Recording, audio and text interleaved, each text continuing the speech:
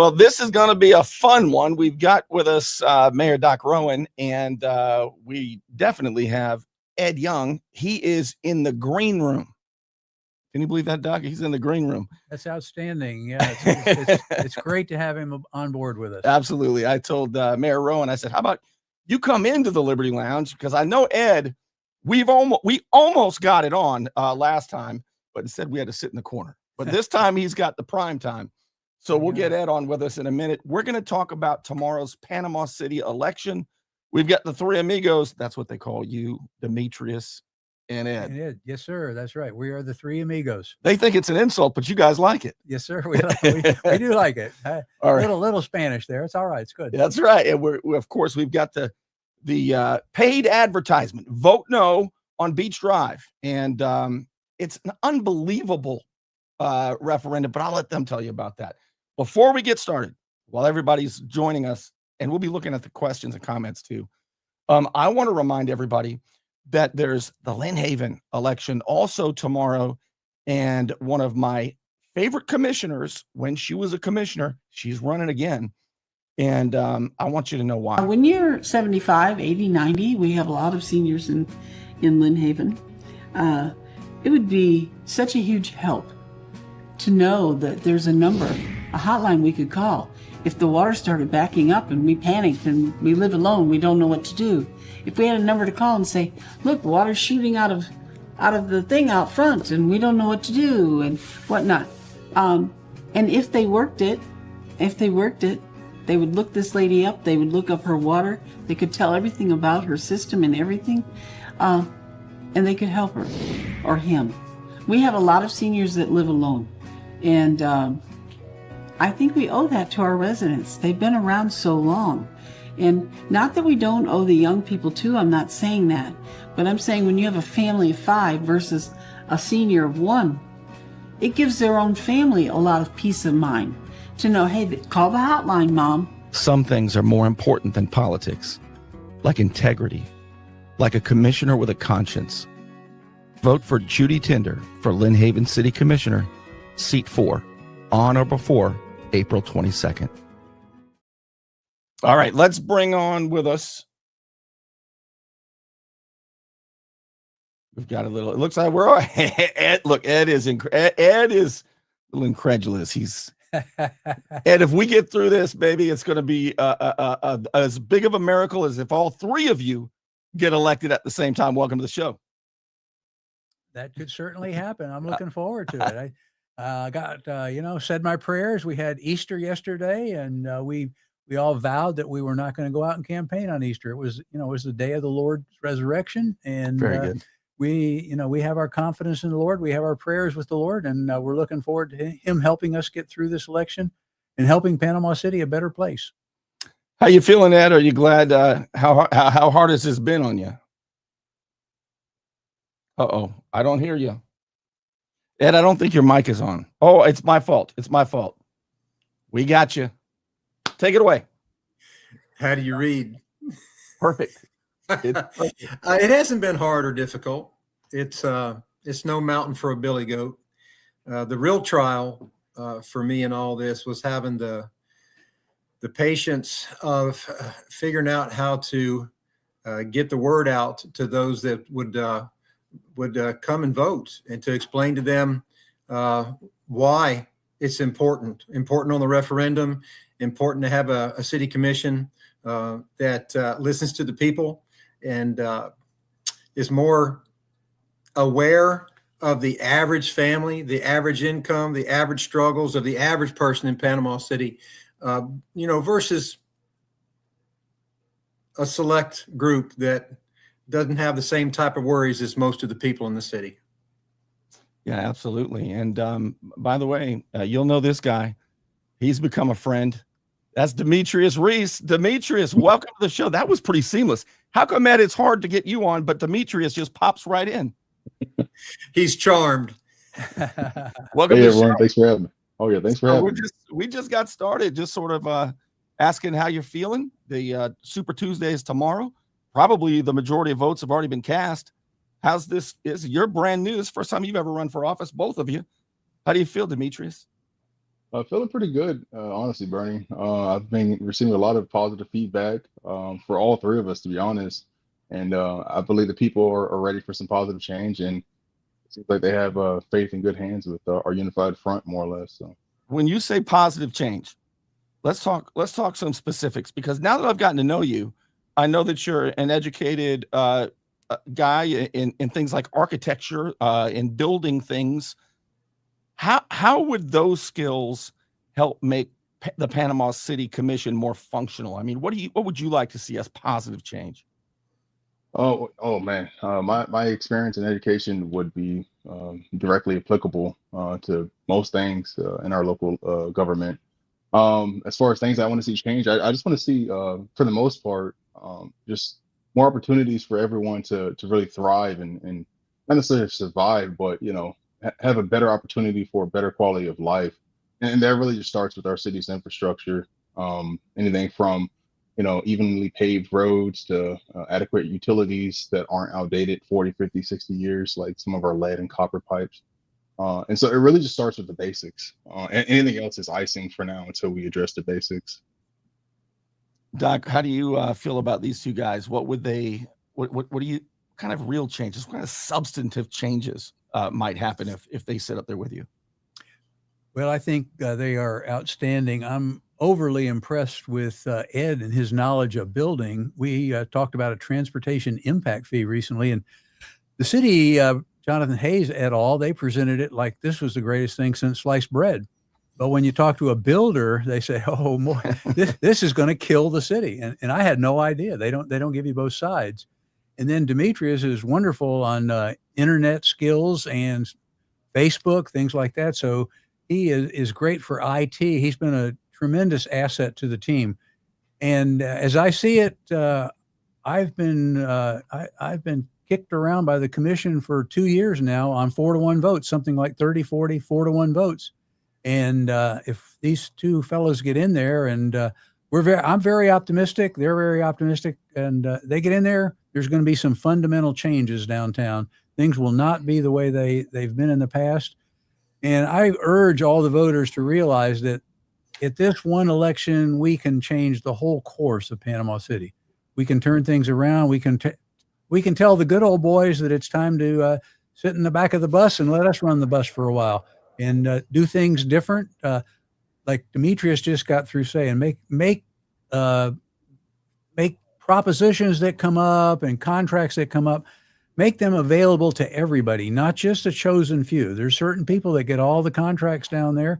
And I know some people will not even bid on contracts because they say, why should I bid on a contract? I know somebody else is going to get it. And so why should I waste my energy? So as I see it, with the three of us in there, and we've talked about this, we're not under sunshine law at the moment.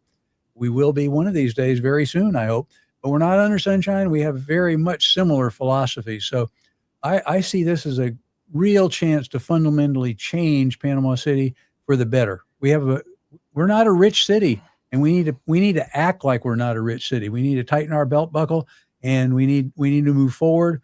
We've thrown a lot of FEMA money away. We've thrown over $50 million in FEMA away. We just keep throwing things away. The city, we cannot possibly survive if we keep doing that sort of stuff. Yeah. Ed Young, Ward 1. Ed, Jenna Halligus is not running again.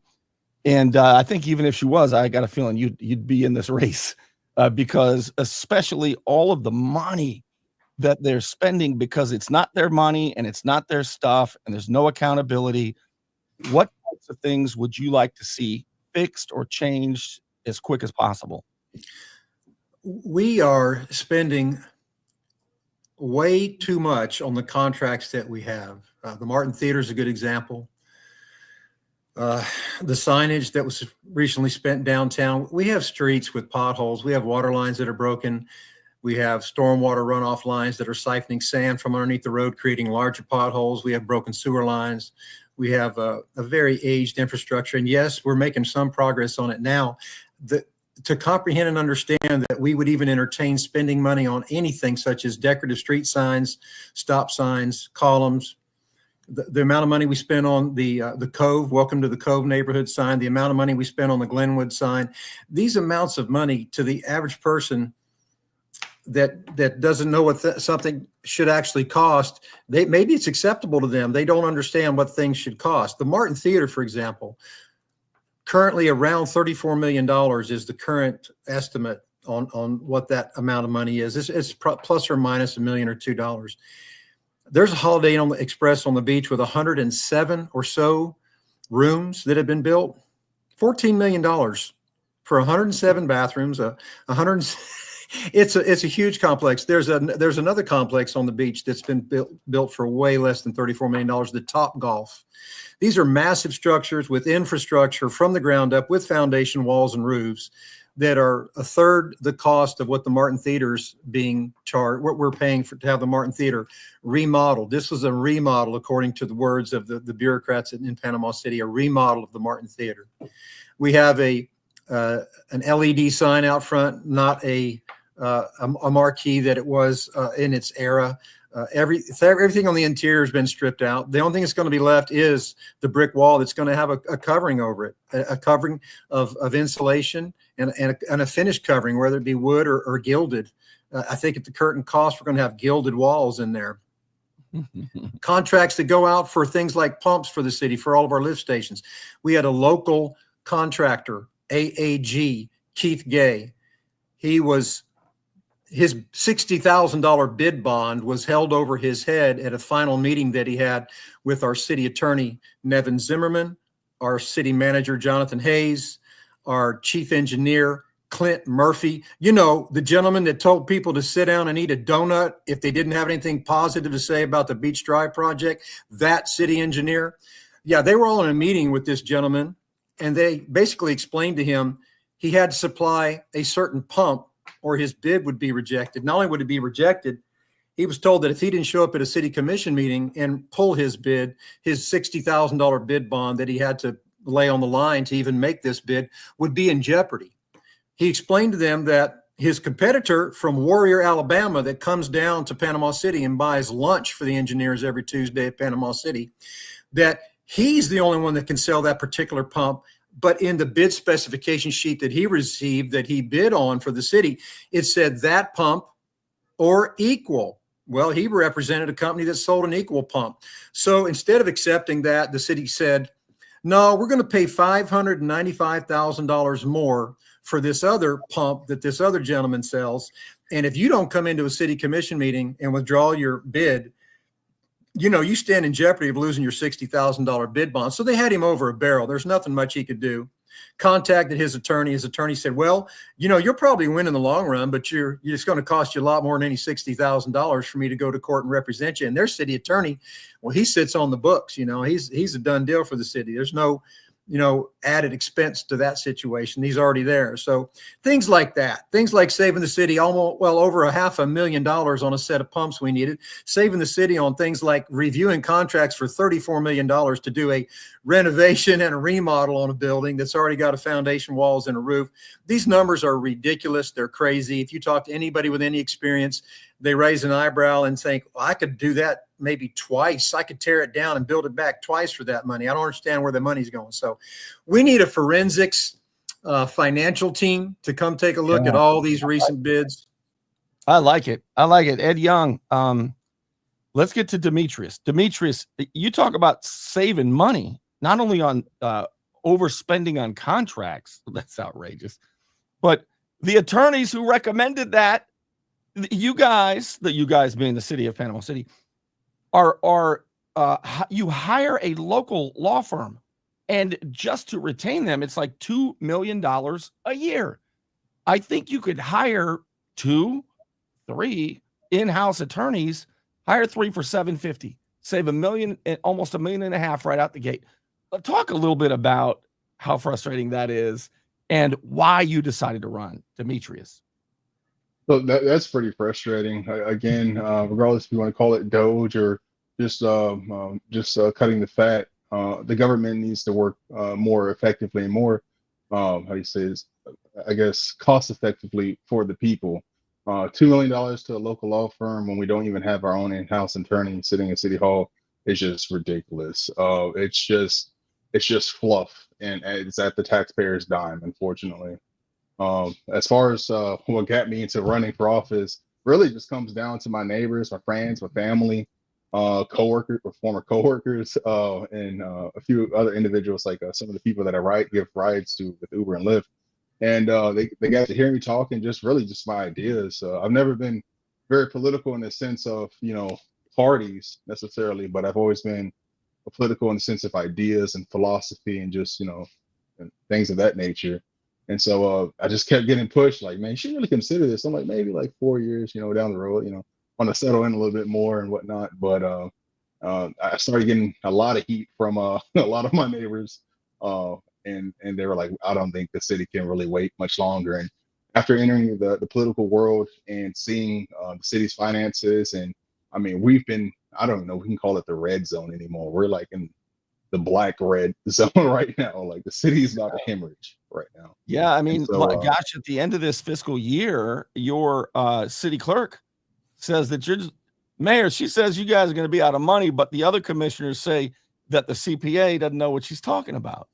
Who do you believe? That's exactly right. A long time ago, I asked to get a second opinion about the hotel down there, the Indigo Hotel, because I thought that maybe we didn't do a good deal down there. And they said, oh, no, we don't need a second opinion. Jan Smith looked it over and she said everything's okay. So now the Jan Smith says we're in dire trouble. We're about to run out of money. They say, oh, Jan Smith doesn't know what she's talking about anymore. So, what is it? Is she real smart or is she real dumb? It's just she's an honest person, and she says we're at the end of this fiscal year, it's going to be paycheck to paycheck. And if we run out of money, she's going to pack her suitcase and leave because we won't need her anymore. There's no money to take care of. But I think she's given us great advice. She's given us great service. She has a spreadsheet that comes out once a month on this Sweet Bay deal. She told us it was a terrible idea. We should never get involved in it. And since then, we've gone and run the numbers, and the city could lose $70 to $100 million. Okay, let's do this, Doc. Let's start with the Sweet Bay. This is where the old airport was, right? It's a big multi-billion-dollar developer. Got an unbelievable deal. Doc, will you set up what this is all about and how much it's going to cost the city and taxpayers? Because I can't believe it. Yes, it's actually, they try to make it very complicated, and people have said that I don't know what I'm talking about, but I reviewed this with Jan Smith, our city clerk, and with Nevin Zimmerman. He's the city attorney. Nevin Zimmerman is the one that wrote the contract. So I don't see how anybody can tell me that I need to go somewhere else to find out. But what happens is we get a base year. The base year is 2025, and there's 400 acres. And so the developer, which is Jeffries out of New York, who made a $6 billion profit last year, what they do, they have the base year of 2025, and in 2026, they take all that property on the 400 acres, and they send it over to Dan Sowell, and he figures out how much money it made. And that is the interval. So you have that interval, and then the city takes 45% of that interval, and the developer takes 45%, and then 10% goes to sewer or goes to police and fire. But that interval happens every year for 45 years. So the first couple of years, it's not going to make much difference one way or the other. But at the end of 45 years, you're going to be looking at homes that have turned over. You're going to be looking at the possibility of several thousand homes having been built.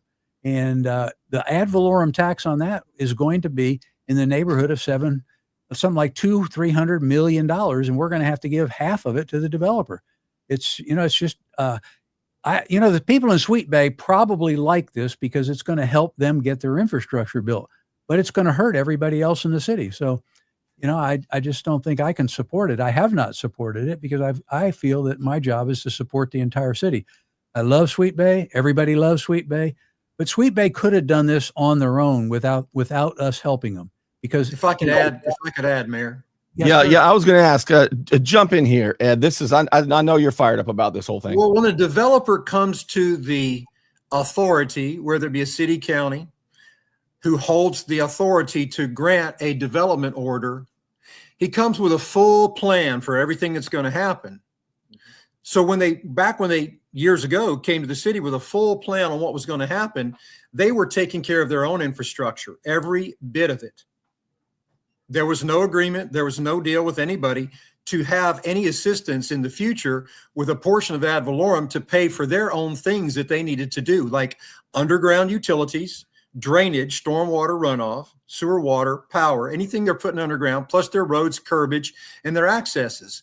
All that was in the development order, but something changed from the time they began their project to recently. And it was an approach to the city asking for these things. The city didn't go to them and say, hey, how's it going over there? Is there anything we can do to help? No. Jeffries came to the city and said, this is the two following things we need. We need a $400 million bond co-signed by the city.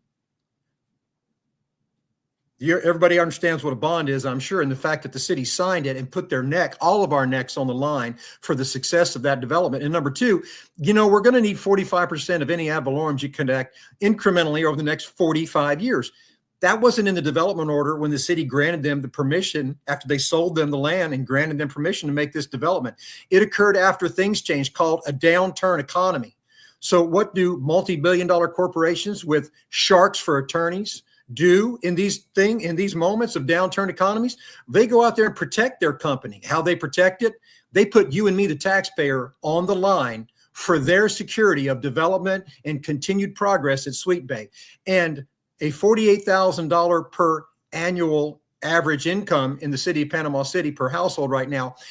That's what we're doing to ourselves by agreeing to this. We're hurting these families that are barely making it. The fire tax of $600 to $700 per household 2 years ago. People had to borrow money to pay that. This is, like you said in the beginning of the show, this is not a wealthy town. This is a blue-collar working town with a few wealthy people that are making terrible decisions that affect the working class in this town. Personally, I'm done with that. I think the three of us could make that change because we would not go along with these types of things. We would stop them. Yeah. Demetrius, when I talked to you here at the Liberty Lounge for a while, you mentioned that. You said it feels kind of like the rest of the city's falling apart. They got these big, giant, colossal projects, and they're just not focused on what good local government should be focused on first. Will you take that away?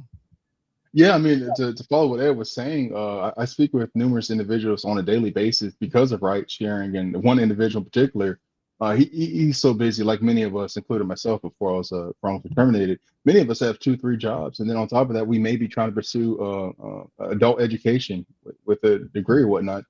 And so when you're able to finally like grab somebody and hold them down for a little bit and explain to them what's going on with the city, they get frustrated. And if we were back 50, 60 years ago, they would have pitchforks and torches in their hands at City Hall right now.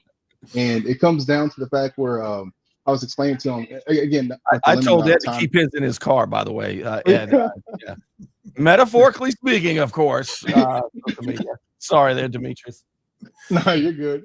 And so with the limited time that anyone has, yet alone to be able to talk to anyone about politics, more or less trying to convey to them that the city of Panama City, from my understanding, just about, if not barely, yields about $100 million in tax revenue each year.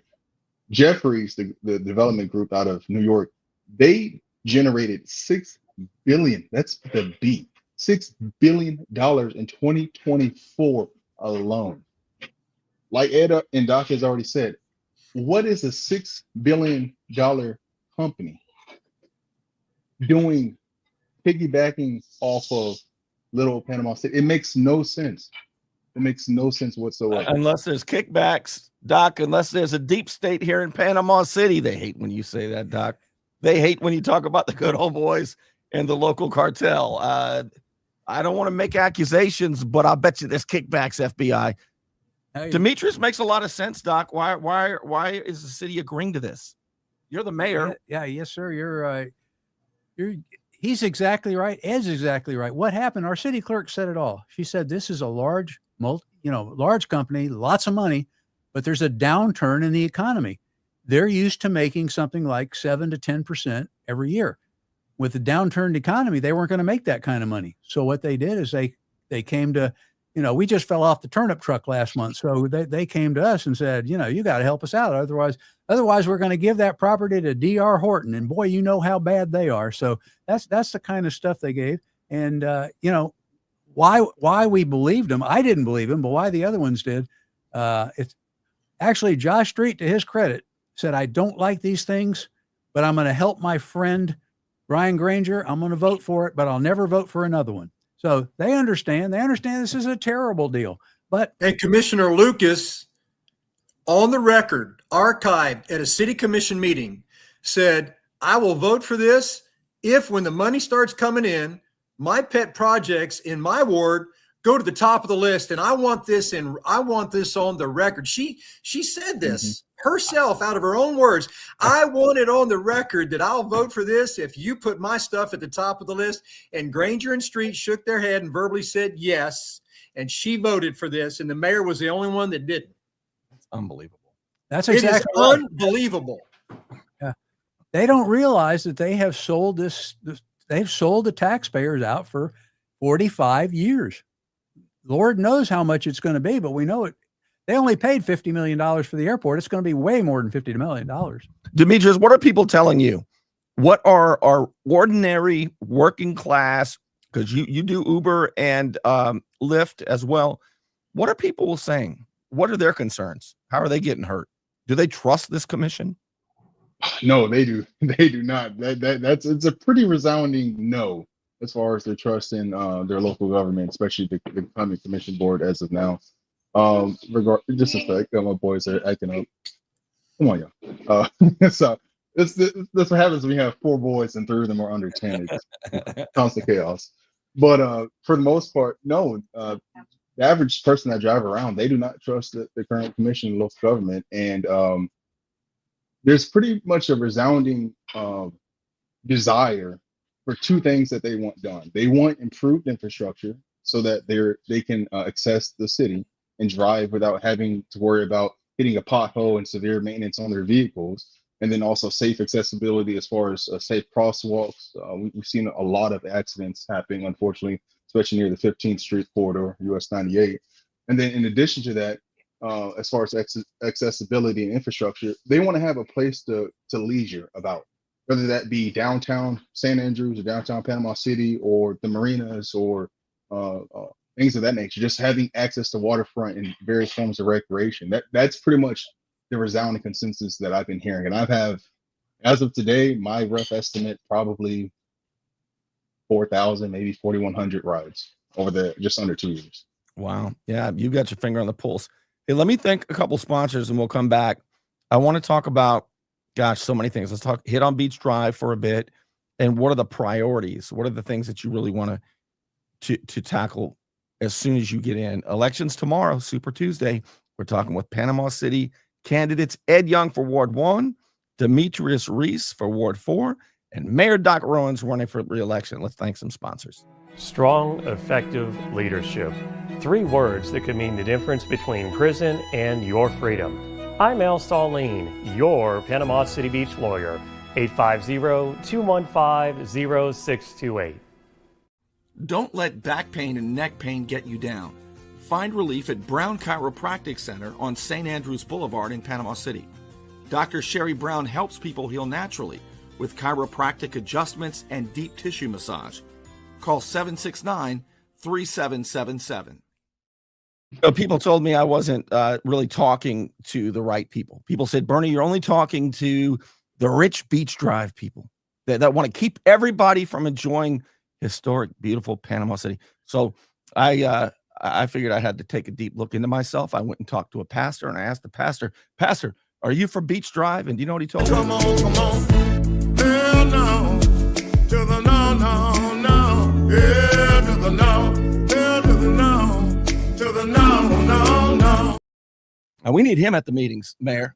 What's the deal with Beach Drive and this referendum? Beach Drive is a horrible deal. The referendum is so bogus.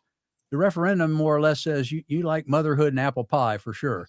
It's just it's totally biased. I actually went to a college class at Gulf Coast State College, and I had one of the professors run it through his classroom, and they said that there was some substance to it, but by and large, it was very biased, and it could have been cleaned up. There were ways to clean it up and make it so that it wasn't biased, but as it was very biased. And so I've told people that I will always vote against the path, even if this referendum says we've got to do it, because I don't think this is a fair referendum question. If they want to get a good, fair referendum question that the people can answer, then I'll go along 100% with the people. But as it is, this is horrible. It's ridiculous. It's all designed to protect Josh Street. This is what it's all about, because Josh Street, he's catching a lot of flack. He's been a big supporter, a huge supporter of the path. From the get-go, he's been a supporter, and he's seeing that the tide is turning against him. I think he should just man up and say, this doesn't look like a good deal. I'm going to turn around. I'm going to vote against it. 3 of us down there, one, myself and 2 more, we could kill this thing any day of the week, but I can't seem to get any support. But there's no real reason that Janice Lucas should be on board. Glenwood's not going to come over there and go swimming. And I don't think Josh Street, it's just coverage for him. And the same with Jonathan Hayes. He's been a big proponent of this also. So it's a coverage sort of deal is what it's all about. And I feel sorry for the people on Beach Drive, because they are wealthy people. They're older people. They bought this property with the intent of having a great place to look out on the bay. You can see Shell Island. I was in the Air Force here in 1972. I used to drive every day up and down Beach Drive. And I think I sincerely think more people can enjoy Beach Drive by driving up and down than they can by getting out, parking their car where there's no parking, and getting out and leaving garbage up and down the beach. Yeah, that's one of the biggest misconceptions is, and I put a video up of driving down Beach Drive last week. There are people who get to enjoy the sand and the nature, but that's too wild. They want it to be concrete sidewalks and oak trees planted in the sand after they tear down 300 trees. How do you know it's 300 trees, Bernie? It's damn close. Ed, before I jump to you, because Josh Street's been pushing this the hardest, and the truth's starting to come out about the finance pastor, Josh Street. I got a problem with Josh Street. And I'm so glad Demetrius Rease is running, because that's who you're running against. Now, you're running against the establishment, Demetrius. You are the underdog, but you're more conservative. You're more educated. What would you do different on that commission than Josh Street? Wow. Not to beat a dead horse, but I would just stop with all these bogus pet projects. We have a city to repair, and more or less it just has not been addressed since Hurricane Michael. Again, not trying to get too vulgar, but we more or less pissed away the FEMA funds. Like, we could have utilized a lot of those funds better, instead of stuffing our friends or maybe our own pockets for previous commission boards and leadership. But there's a lot of things I'll do different. Again, like Doc's already said, all 3 of us have already said that we would vote no if elected regarding the path. And nothing about the path makes sense. I've been seeing so many people in support of the path over the past 3 weeks decide, I think I'm going to vote no on the referendum because something doesn't feel right. Well, what's the issue with the referendum? We'll look at the verbiage. And this is not the original iteration. This is, I think, the 2nd or 3rd iteration. And they're still using qualitative, subjective terms such as improvement. What, 3 times? 3 times. Yeah, there's nothing quantifiable about the word improvement. We can see how quickly things can go to hell with improving something through gentrification and things of that nature. So saying that is just Demetrius, they say they're going to improve the what do they call it? Well, not only the environment, which is not true, but they say they're going to improve the traffic. Stormwater. Yeah. Oh my God, they're going to ruin that. I explained that, but they say they're going to improve, traffic and mobility through. They're going to narrow the street. They're going to make it more dangerous. It's going to be slower. They're going to divert big trucks up down 11th Street. And worse, this is the opposite. It reminds me, I said this with you, Ed, and we're coming to you now. I said it reminds me of every time the government does something. Obamacare is the affordable health care. Are you kidding? It's so unaffordable. You need subsidies. The Consumer Protection Act hosed consumers. I feel the same way about this. Ed, take it away. Everything that you just touched on. We'll start with pedestrian safety. We're going to improve pedestrian safety by placing the curb on which you can walk, a 6-inch curb, and then the seam for the sidewalk goes along. You're walking down that. I've never seen anybody these days drive around while they're on their phone. Have you? Texting on the phone, looking at their phone. I've never seen anybody do that. Have you seen anybody do that? Yeah, going down Beach Drive, jump a curb. There's at least with the sidewalk we have now, there's I 3 don't see feet it of because I'm grass. too busy on my phone, Ed. That's why I don't see it because At least there's 3 drive feet of around grass looking at their between the curb computer. and the I'm sidewalk putting right the now. computer in my passenger seat. That's what I'm about to do. I'm sorry, take it away. It's all yours. Ed. And the absolute lie they told about the base savers. First of all, let me explain to you what these particular model base savers are. These particular model base savers are a sediment trap. There's a simple vortex, there's an inlet and an outlet. The water swirls. Anything that's negatively buoyant will fall to the bottom of this canister, and anything positively buoyant, such as cigarette butts, paper, plastic, and petroleum products, oil, diesel, anything that's lighter than water that floats on the top of the water will flow straight into the base. So yes, it's a sediment trap. This does not stop any pollutants without a skimmer accessory. There is nothing in any of these plans for any skimmer accessories. That's the first thing. Number two, if you go to the beach and you see the number of people that we have on the beach every morning, if you've ever been out there early, you will see that there is a crew, a full crew, a large crew with equipment that cleans the beach every morning because people leave trash wherever they go. Beach Drive, we don't have the personnel in parks and services. We don't have the personnel to police our own parks that we currently have. But yet we're going to have a 1.5 mile long park, basically, this city sidewalk, multi-use path, we're having 1.5 miles to police in the morning, every morning before people get out there to pick up all the trash that's been dropped. So no, environmentally, no. Pedestrian safety, no. Stopping pollution like petroleum products and cigarettes, butts, and plastic and paper and trash from going to the bay, no, not true. Narrowing the road, narrowing the travel lanes. Mr. Greg Abrams at the last commission meeting made a wonderful point about the size of the trucks that he operates, the size of the trucks that SC Row operates, the size of the truck the city operates, both garbage trucks, fire trucks, emergency response vehicles. None of these can safely travel what they've got drawn on that plan from Chris Fohan's company, Panhandle Engineering. They're not going to be, plus 6 more pedestrian crosswalks. This is congested. It's going to force traffic. Traffic engineering is a science, and people are like water. They try to find the path of least resistance when they travel. It's going to push traffic up to 11th Street and 15th Street that's already maxed out. It's at capacity during rush hour. Early morning, late afternoon, 11th Street, 15th Street. Now we're going to dump. Up by the kids, up where the kids are. Where all the churches and schools are. Now we're going to dump an extra $5,000 per road if you split them in half. Who knows where they'll go, but they're going to find the path of least resistance. Beach Drive is going to go from a main artery that's needed in our body of our city to a capillary. It's not going to help pedestrian safety. It's not going to help the environment. None of that is true. It's all completely wordsmithed to make it sound good when it absolutely is not good. Oh, yeah.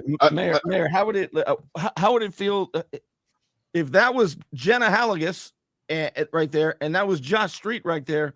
We would be having this same conversation. I bet you'd like to have them up there with you. I certainly would. I don't think it wouldn't do any good to have them. And as Ed just pointed out, Abrams came to the commission meeting and he said, This looks like Lynn Haven. This looks like a clown show with you guys up there, when he was talking about how they want to narrow the road and stuff like that. So yeah, he just wanted an answer. And Demetrius, I cut you off. Don't lose your point. What were you going to say? No worries. Oh yeah, I was just going to say. Let's see if I can remember it real quick. I think Ed was talking about how the traffic's going to divert up to, like, they say this is going to make it better traffic, but it's really not. Yeah, so to top what Ed was saying, and also a point that Doc had made earlier regarding Ward 2, I think it was during the NAACP candidate forum, I want to say a week or so ago, where Josh Street said, this path, it would improve accessibility and accessibility for all citizens of Panama City. There's individuals in Ward 2 that may not possess or own a vehicle, or nor could they afford to go to the beach for recreation or to St. Andrews to grab a drink. And I'm like, I live right here, probably a 2-minute walk from my favorite bar, the Dive, and I even find myself driving to Asbel Park just to go to the beach. So for them to try to sit here and pretend like people are going to walk from Ward 2 to St. Andrews or use a bike, I'm like, the road in itself, from my understanding, is like 1.5, 1 3/4 of a mile. No one's going to do that. So it's like, Can't carry all their chairs and the kids and the yeah, backpacks and the water. yeah. So nothing about what they were saying and just trying to justify make any sense. There's already an existing sidewalk on the north side of Beach Drive, and as much as I use that road, my wife, she actually works at Bay Medical over there in downtown, and I use that road so many times a day between ride sharing and dropping off her and the boys at school, and I could probably count. The most I've ever counted was probably 9 or 10 people using that. Maybe 1 or 2 bicycles at a time, but the rest pedestrians or joggers. And from my understanding, the existing sidewalk on the north side is like what, 4.5, 5 feet wide. That's more than enough. If it was congested with people shoulder to shoulder, rollerbladers like in California, I can get that, but there's no demand for it. There's just simply no demand for it. There's only negatives with the path. Doc, I think I need to give you the gavel. Let you run this a little bit here. You can call on Ed whenever you want. Well, one of the things I'd like to say, I'm a retired surgeon, so I have some interest in health. I think actually everybody here has some interest in health. You're our local Maha. But one of the things that they have tried to say on this Beach Drive path is that it increases walkability. So like this is about 1.2, 1.3 miles. We're going to put 1.2, 1.3. We're going to put a path out there. And all of a sudden, everybody from Panama City is going to come out and start walking up and down. They're going to walk up and down. Everybody's going to get real healthy. We're going to live to 105 now. It's just a pack of lies after a pack of lies. The truth is not present at any of these meetings when these people want to expound on what's going on. And they make up all this stuff, and they use euphemisms that make it sound like they know what they're talking about. Like they said on Cherry Street, for instance, that we want to narrow Cherry Street so we'll have the road will be safer. We'll have less accidents. Well, I lived on Cherry Street 30, 40 years now. I've never seen an accident there. So they want to narrow the road to have less accidents. At the same time, we're not having any accidents anyway. So, it's just false logic that they keep coming up with. As far as if I've got the gavel, I'm going to ask Ed, since Demetrius just took a crack at it. Being a builder, Ed really brings a lot to the table that I just had no earthly idea. Ed's a retired cop, and sometimes you need a cop to kick some ass out there. And I'll tell you, I think he's the kind of guy that can do it. He certainly has showed me some moral character that I'm not sure I had, but with some help, I think I can step a little closer to the plate and maybe hit something instead of swinging and missing all the time. I think he's talking about accountability, Ed, and that's the word that always comes to my mind. People say, "Why Ed? Why Ed Young?" And I say, accountability. Talk to us, Ed. Don't leave us here. Well, the lack of integrity on the city commission. I started in August. And I would see with my own eyes at a commission meeting, something exceptionally trivial would present itself at the commission meeting, and there would be so much wonderful discussion on the commission meeting between the commissioners because they genuinely hadn't talked about this yet. Then something major would come along on the commission, and it was crickets. They were all ready to vote. There was no discussion on these major topics, and it became exceptionally clear to me immediately. They've already discussed this. Well, I'm going to tell you what I heard. Look, William Harrison, I'll say it. William Harrison's the kingpin, and he's the one who calls the shots, who's running, who's getting how much money. I mean, this guy. And now he's a developer on top of, But anyway, I heard he went up there. Was it him or I think he went up there. And he was, oh my God, I screen recorded this and I never did analyze it again. But he said, I talked to each one of you the day before the meeting. I'm like, what? I know it, right? And then it's a sunshine law violation if there's an intermediary. So if One person is saying, hey, he's on board anyway, so you got on board. So, Ed, when you say it sounds like they all know the script, if the kingpin's talking to each of them the day before the meeting, I call that a clue. That's all I'm saying. Yeah, I've heard people say that Sunshine, you've got to talk directly about things that are going to be voted on. But I've also heard people talk about this intermediary, and I think that there is a lot of intermediary talk down there to get things arranged to make them look smooth and to make things just move on. Yeah. Tell you what, we're a lot better than it used to be under Mayor Brudnicki, though. It was about 30-second talk and 5-0 vote, bang, bang, bang. So we are discussing things. I don't know that we're not changing a whole lot, but at least I like to think that people are hearing what's out there. I may not get a vote on it, but at least I feel like I've exposed things, and that's what I want to do. What do you think about that, Ed? I think he has brought to light many things. The Sweet Bay deal was one example. He had lots of questions, but nobody else had any questions that day. I was at that commission meeting and I was thinking, nobody else. This is a highly complicated formula that's been drawn up by the attorneys involved.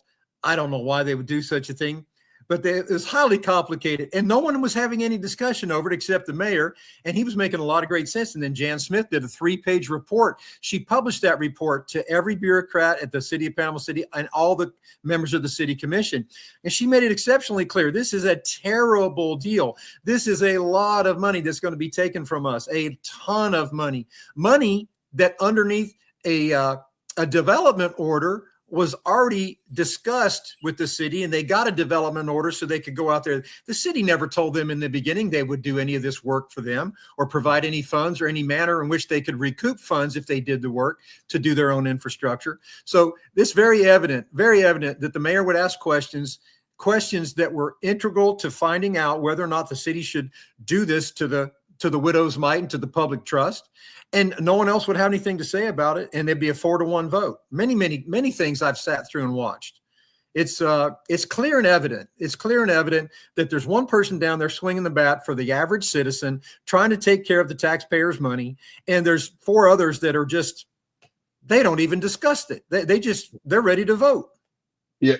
I was gonna make a comment on that too, Ed. And you don't have to go far really to find evidence of it. You can just simply log on to social media, mainly Facebook, and see evidence of potential sunshine violations. Like you have in some instances in some post threads where you have an incumbent commissioner saying, well, I'm afraid that I can't make respond to this question or address this because so-and-so is also on this thread or whatnot. And then you have some commissioners, I'm not going to name names, but you have some commissioners where they'll delete years, I think up to 2 years off of the Save the Marina Facebook page.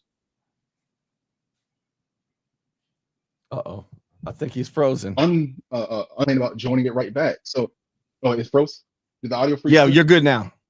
Repeat from the Okay. Save the Marina Facebook page. You were frozen at that point.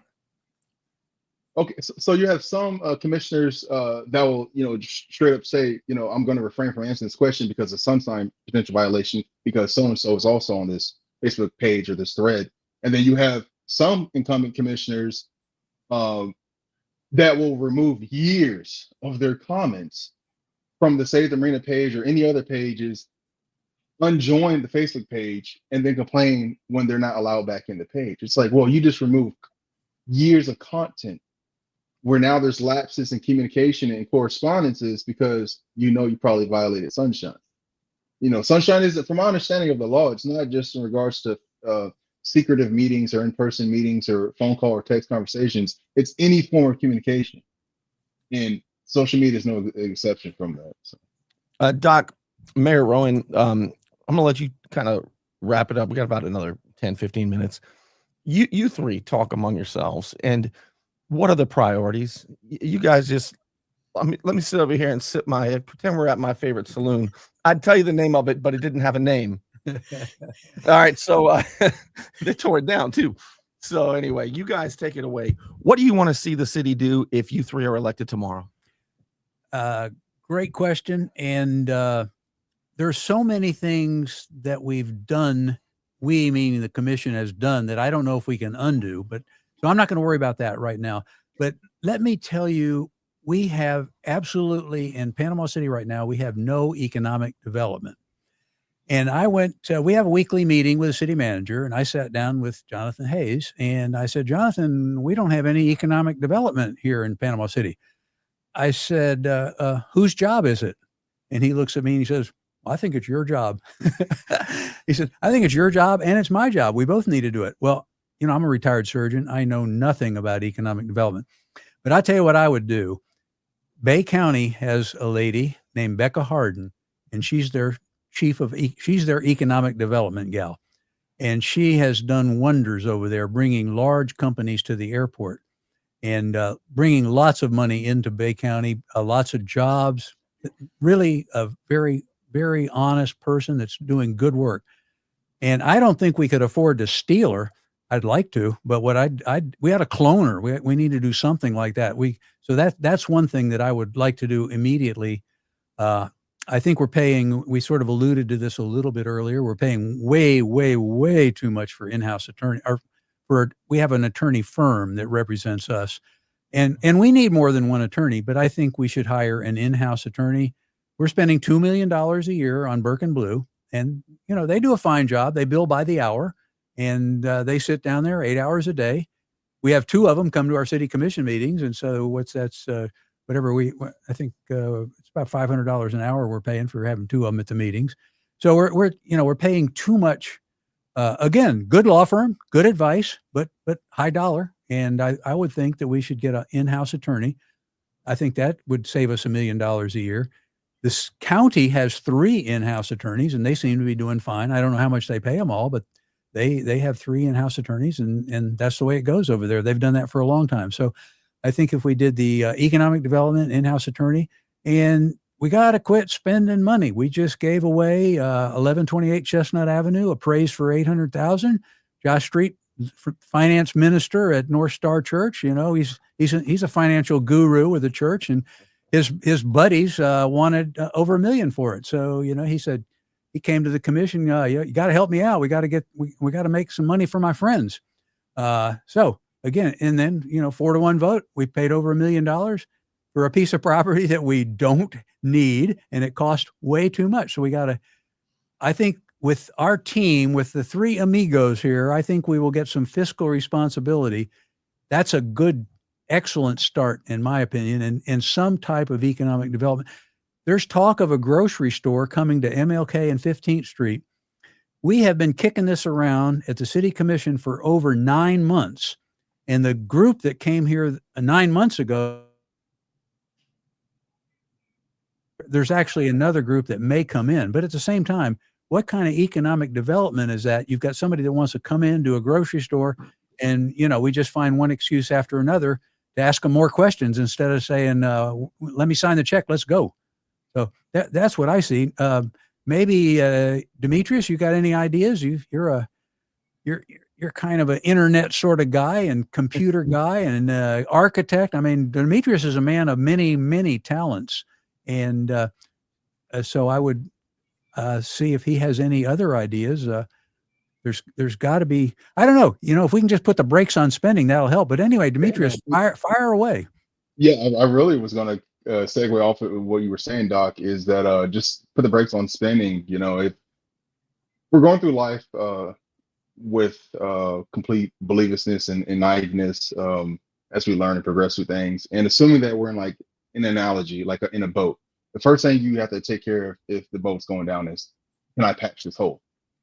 And we have a hole right now as far as the city, and that's our finances. We are bleeding money at an unprecedented rate, and who knows how long the city could last. So that's the first and foremost thing, is to stop the wasteful spending. The second thing, which kind of goes hand in hand with that, is to reinstill integrity and merit with our local government, and really, as a result, improve our public relations and in public engagement. A lot of people right now, they're either too busy or too stressed, or, to be frank, just don't care about their local politics, despite local politics being a larger impact on their lives than that of the federal government. And we need to kind of more or less engage with the public more sincerely, not, you know, these, I like workshops, but when you have an overwhelming amount of people showing up to a workshop against something, Beach Drive path, the city should take that as okay, maybe the people don't want this. Not, let's see if we can keep pushing this down their throat, and then let's put it on a non-binding referendum, which in itself is a joke, and see if we can get someone to, back what we've been trying to push for years now. And from my understanding, this is not the first attempt. I spoke with a gentleman earlier who we have. If you go on Facebook, you'll see a lot of back and forth with me and this individual. But we met for the first time today, this afternoon, and it's a pretty respectful, amicable conversation. And despite that, there's just so many things I think that needs to be addressed. But stop the wasteful spending, engage with the community, become more transparent. And there's individuals that don't care for that word, more or less, become more transparent with the citizens. And if elected, what I know is what they'll know. As long as I'm not violating any law of sunshine or any form of disclosure, if I found out the information, you'll know the information. Because at the end of the day, I want to represent the people to the utmost degree. And I get a lot of slack for saying, well, you said you're not going to vote. You're going to vote no against the path if you're elected regardless. I'm like, yes, because the referendum in itself is fraudulent. I'm not going to vote. I don't care what the referendum results are. The referendum in itself is fraudulent. It's a joke. But as a first responder, I'm going to talk about stopping the bleeding that both of you talked about. And the way you stop the bleeding and spending is so simple. The rules already exist at purchasing with the city. It's 3 bids minimum. 3 bids minimum. They violate their own rules constantly and continually. The way it should go down is this. I want to build a bridge over 11th Street. I put out an invitation to bid to all the people I already know of in my own local area. We have occupational licenses at the city. Anybody who lives in the city limits who does any type of work has to have an occupational license. Well, they already have their own database on folks that live in their own city that have been paying them to have permission from them to go to work in their city. We also have a building department now that if you have enough time, you can get your license registered with them. I recommend 3 days. It took me 3, probably take the average person 3 days to get your license registered with them. But the point is, we already have a system they're not following that protects the citizens' tax dollars from abuse, like the Martin Theater, from abuse, like the $14 million on Harrison Avenue. There are contractors in town that refuse to even entertain giving any type of a bid to the city because in their hearts they feel that's a done deal. They already know who they're going to hire and they know what they're going to pay them. I don't have a chance. So we need to restore the trust between the local contractor, and I'm not saying we have to cater to local contractors. If there's somebody from some other city in Florida that's licensed to work here and they come in and they underbid everybody, he's hungrier if he's qualified and he's vetted and he can take that job. That's fine. I'm not saying we have to hire him, but we have plenty right here that would love to do the work, who are capable and qualified and would do wonderful work. They don't just have to be hired by Jeffries from out of town to work over at the airport. We have 3 home builder associations in town that are full of qualified people that do wonderful work. They build Finisterre. They build other fancy neighborhoods and homes in this town. They do incredible work. So we need to restore the trust between the contractors and the city. We need to open up the communication of those who are already licensed to do the work. And then we need to have a 3 bid minimum that's got a public opening. They submit their bid. They come in with a sealed envelope. The city representative opens those envelopes, and in front of everyone there, including the people that requested the bid and those who have given the bid, all the contractors at a table, everyone's bid is opened at the same time. It's not an internet bid. We've got an auction going on down on Beck Avenue right now on some city property, an internet auction. I'm sure people feel totally wonderful about the truthful, honest trading that's going to be going on that. No, people don't trust that. Look, wake up. They don't trust that. And we've given them plenty of reason at the city not to be trusted. So we have to reestablish the trust, get the contractors locally to bid, and instill in them that we're going to treat them fairly and honestly with an open bid, a bid opening where they can see everybody's bid there. It's, you're going to dot your I's and cross your T's, and you're going to not have too much gravy on that. And you're not going to sell yourself short. And you're going to have 10 contractors come in, have their bid open. We'll save 70% on what we're spending right now. I've seen smaller contractors come in there and they don't stand a chance. I mean, they just don't stand a chance. It's like, And I've seen them just really get screwed over. You know, Sarah Moon and I always joke around, you know, when we see this kind of stuff, is like this aggression will not. I don't know if you saw the movie The Big Lebowski. You know, This it's will like, not stand, you know? This aggression will not stand, man. I mean, more people deserve a chance, Ed, is what I'm saying. You go in there for a city commission meeting, and I see the knees of these people shake when they try to address the commission about their water bill. And you've got a bureaucrat that sits up there with this holier than thou look, this self-aggrandizing, self-important superiority complex attitude towards these common folk that are coming there to address their city, and they don't even hardly get a phone number of a representative to talk to about it. Unless you're known. If you're priorly known, like I saw a gentleman, then Mr. Fuller is directed to take him over here outside in the lobby and have a personal meeting with him immediately, because I happen to know you personally. But you come in there unknown from 101 Main Street and ask about your water meter problem, you might as well be talking to a wall. Good point. No, we really truly need to reinstill public trust in us. The public doesn't trust us, and I'll tell you what, we've given them good reason not to trust us. I know of some large companies that build docks and seawalls on the St. Andrews Marina. They did not even bid because they said, you know, we know who's going to get it. It's over. It's a done deal. And we've got a contract going to come up at downtown Marina before too long, and I doubt we'll get very many bids there. But maybe if we can push it depends on who's in office, Mayor. Yes, sir. I get it. I understand. If the three of us, the three amigos will make some changes, that's for darn sure. We'll get three bids from three amigos. I love it. Let me do a little housekeeping here, and I'll come back and we'll get each one of you. I feel like a moderator. We'll get each one of you in 1 minute time, and I've got the bell. Where's the bell, Doc? If I can find the bell during the break.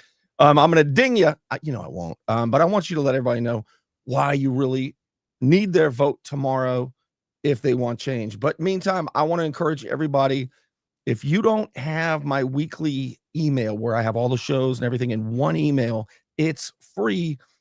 I mean, all the shows, everything in one email, and you can share it with people, and they don't even need to have Facebook to see the shows.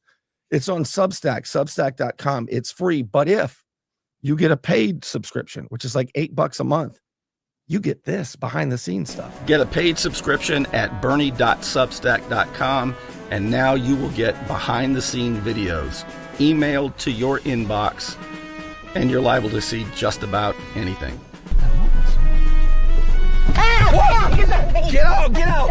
Don't get out too fast. What's going on? So I've got less than 2 days to get it all together. I'm nervous because I've never done anything like this before.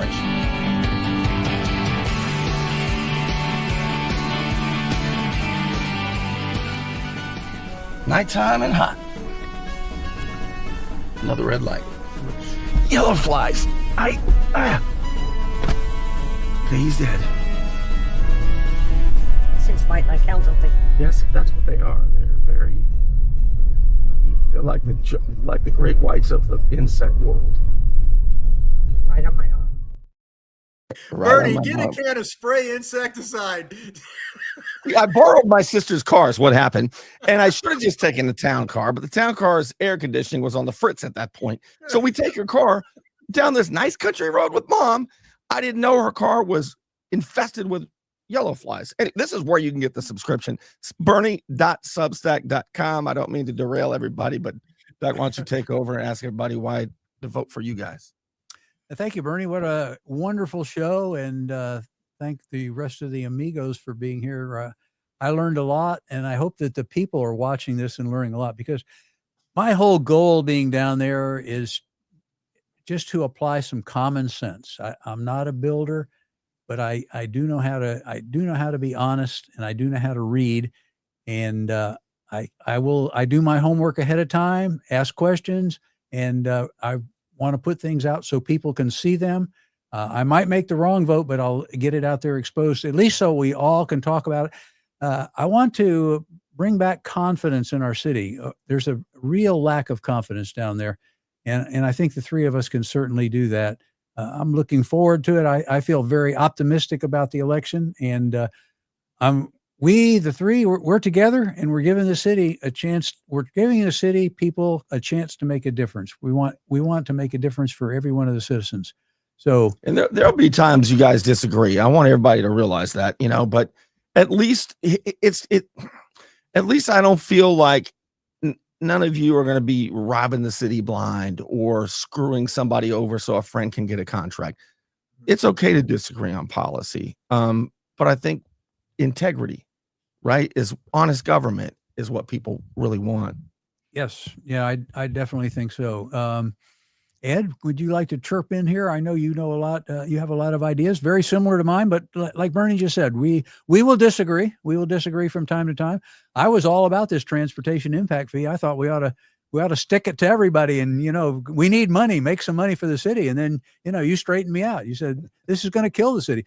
We have a wonderful opportunity in Panama City with all the growth that's occurring in the state of Florida, all that's rebuilding after the hurricane. We have a tremendous opportunity for growth and to make our city a whole lot better. Well, I would just like to say to anyone who is yet undecided on who you're going to vote for, if you're here listening to this and you've been listening to us all along, you know where we stand. You know the kind of folks we are. I am not in this for me. I have had a very rewarding life with family and career. I don't need this for me. I'm not looking for authority. I'm not looking for control. I'm not looking for advantage.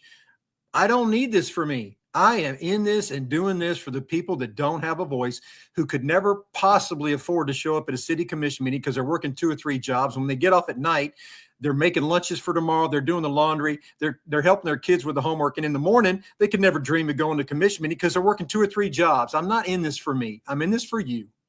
I'll be your voice. I'll look out for you. I will report to you. Like Demetrius said earlier, if it's allowable for me to release because it's public knowledge, but it's just not out there because you don't have the time to go, I'll continue to keep my Facebook page up and report to you there. I'll report to you on the Bernie Thompson Show or anybody else that wants me. I will be completely transparent. I will go and make amends to these contractors in town who are jaded because of things that have happened in the past, and tell them there's a new sheriff in town at the city commission, and we're not going to allow that anymore. We're going to have a mandatory 3-bid process. We're going to have a mandatory invitation to bid. We're not going to have some obscure website somewhere that if you don't pay a premium to be on it, you'll never know that the city's wanting your services in the first place. We will change those things. We will make it more friendly and more approachable. And I am not in it for me. I'm in it for you. Your turn, Demetrius. Yeah. So thanks for having us. Comments, Commissioner comments. Yeah, we've stolen all your thunder, right? But you're a smart guy. You can come up with a few lightning bolts. Oh yeah, no worries. All three of y'all know me pretty well, and y'all know I'm not one for speeches or rah-rahs and all that. So if anything, you actually did me a service. But thank you, Bernie, for having us on the show tonight, and thanks, Doc and Ed, for the support so far in this campaign. And if for those of you who have not voted yet, I think you should vote for myself, Doc, and Ed, because like they've already said, we're probably the best chance for the city to actually have true representation and transparency and accountability too. And I'm not, like Ed's already said, I'm not doing this for myself. If anything, I've lost the money because of my employer in this process. So I'm not doing this for personal gain or profit or anything like that. I'm doing this because I truly love Panama City. There's a reason why I moved from the big city, Atlanta, which is a whole nightmare in itself, and relocated down here. I really fell in love with the community, the atmosphere, the people, the culture, the various forms of aquatic recreation. And I just want to see the city do well. I want to see if our 4 boys decide to stay here post K through 12 or higher education, that they actually consider this a home. I've seen so many young children or older children or young adults, whether they be soon to be high school grads or college grads or just young professionals, just be so discouraged from the lack of opportunity and economic growth here in Panama City. And so a lot of them, they're going to Atlanta or Tallahassee or Pensacola with no idea or no thought to come back. And so more or less, we're kind of being brain drained, more or less. And so, if elected come tomorrow, I'm doing this for really the youth, for all of Panama City, but really for our youth, so that they have something to call home and choose for Panama City to be a home. And yeah, so thank you. All right, Ed, both of you, Ed Young, Ward 1 tomorrow, and Demetrius, Ward 4. Ed, why don't you tell everybody where they go vote tomorrow? Well, for Ward 1 voting, it's 501 Harrison Avenue, City Hall. The front of the building you don't have access to for the decorative pavers that are being installed currently. So you have to make entrance through the back, off the back entrance. And you can park across the street.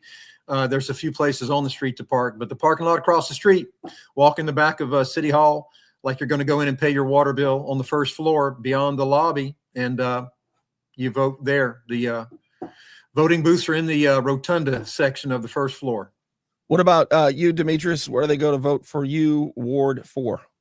That is a good question. I think I'm it's actually, it's off of 23rd Street, I believe, headed towards the colleges. I have not voted yet. I'm actually waiting till tomorrow to do it. And that's what I did when I ran. I ran in 2018, Panama City Beach. I lost by this much, almost hurt myself. But I don't want to get into that right now. I waited for the last day as well, because I'm liable to do something to change my own mind. And so I think it's smart, Demetrius, to wait till the last day to vote for yourself. So anyway, I'm going to let you guys go. Demetrius, good luck. Ed, good luck. And I will see you soon. All right. Thank you, Bernie. You're welcome, Ed. I'll see you. See you later. Okay, Doc, you and me wrapping it up. Let me tell a few folks how much I appreciate him. Like the unknown patriot. It's so dangerous to advertise on this show. This person said, I'll do it, but I don't want anybody to know. So that's the unknown patriot right there. Everybody thinks they know who it is, but everybody's gotten it wrong so far. Also, I want to thank those of you who throw a tip in the tip jar at patreon.com by becoming a patron as little as $5 a month. And that's the best $5 a month you could spend on the internet. I know it. There's no doubt about that. It's easy. It's anonymous. You can quit at any time. Thank you for those who crowdfund the show. I could not do it without you. All right, Doc, let you say goodbye to the folks. Yours is only a 2-year term. Theirs is 4 years. You got to run like, seems like you were just doing this. That's correct. Yeah, I ran 2 years ago and had a great campaign and won that time. And I'm hoping that I get the support of the community and win again. So I appreciate you all watching this tonight. It's been a great experience.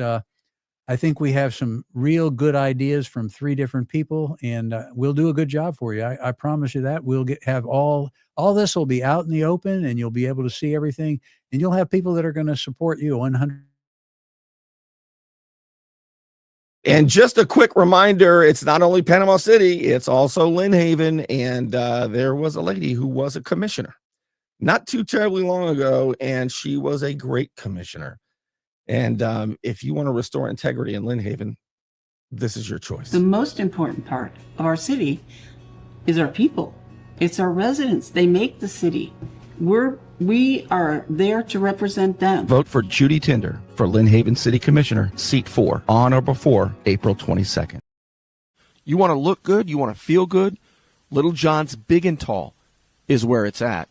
Right across the street from Sky's Pizza Pie, 5700 North Davis Highway.